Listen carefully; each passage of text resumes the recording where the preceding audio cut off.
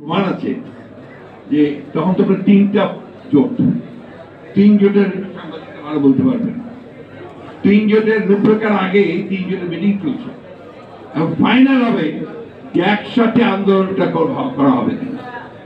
এর মধ্যে সবগুলো জোট থেকে আসলো একটা দাবি, অন্যান্য জোটগুলো থেকে পার্লামেন্টারি ফর্ম অফ গভর্নমেন্ট। তাকে মিটিং চলা অবস্থায় একটা মিটিংয়ে ছিলেন, সেখানে তার কাছে কাগজে লিখে পাঠানো হলো এই দুটো, লাল কলম দিয়ে গোল দাগ দিয়ে দিলেন পার্লামেন্টারি ফর্ম অফ গভর্নমেন্ট। কারণ তখনকার এটাই ছিল দাবি রাজনীতি। সে এগ্রিড, ওই এগ্রি করে তিনি স্বৈরাচারকে সরাতে পারেন। এটাকেই বলে আমরা রিয়ালিস্টিক পলিটিক্স, প্র্যাগমেটিক পলিটিক্স। এটা তিনি করেছিলেন। বেগম জিয়া সত্যিকার অর্থে রাজনীতি হিসেবে অনেক উঁচু দলের রাজনীতি।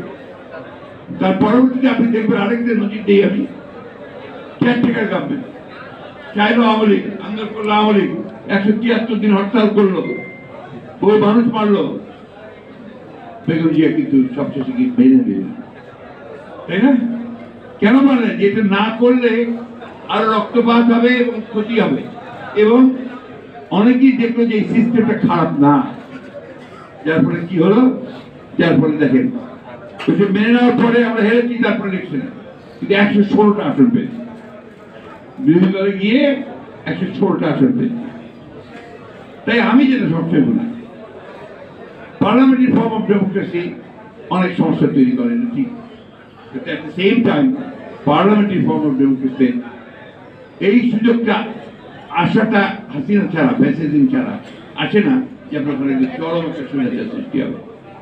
হাসিনা তো এসছে একটা ফ্যাসিস্ট হিসাবে, আমাদের দুর্বলতার সুযোগ নিয়ে বাংলাদেশের রাজনীতির দলগুলোর দুর্বলতার সুযোগ নিয়ে এসছে, এবং আমরা প্রতিরোধ গড়ে তুলতে পারিনি বলে। কেন আমরা পারলাম না? কেয়ারটেকার গভর্নমেন্ট যখন বাতিল করে তখন এমন একটা আন্দোলন করে সেটাকে ব্যর্থ করতে পারিনি। এটা সত্য নাকি অসত্য নাকি? আমরা অনেকেই বলি এমন অত্যাচার, পুলিশের অত্যাচার, সবকিছু। হ্যাঁ, আমি 10 বার জেলে গেছি, সবাই জানি, যারা আছে জেলে কম গেছে এমন না। পেশাজীবীরা আপনারা বঞ্চিত হয়েছেন, বৈষম্য হয়েছে, আমরা তো প্রতিরোধ করে দিতে পারিনি। সেইভাবে শুটিং করেছি, আন্দোলন করেছি, সবকিছু করেছি, কিন্তু ভাইয়ের ধাক্কা দিয়ে তাকে সরাতে পারি, তাই তো নাকি? পেরেছি নাকি? চাই তাই বলেন।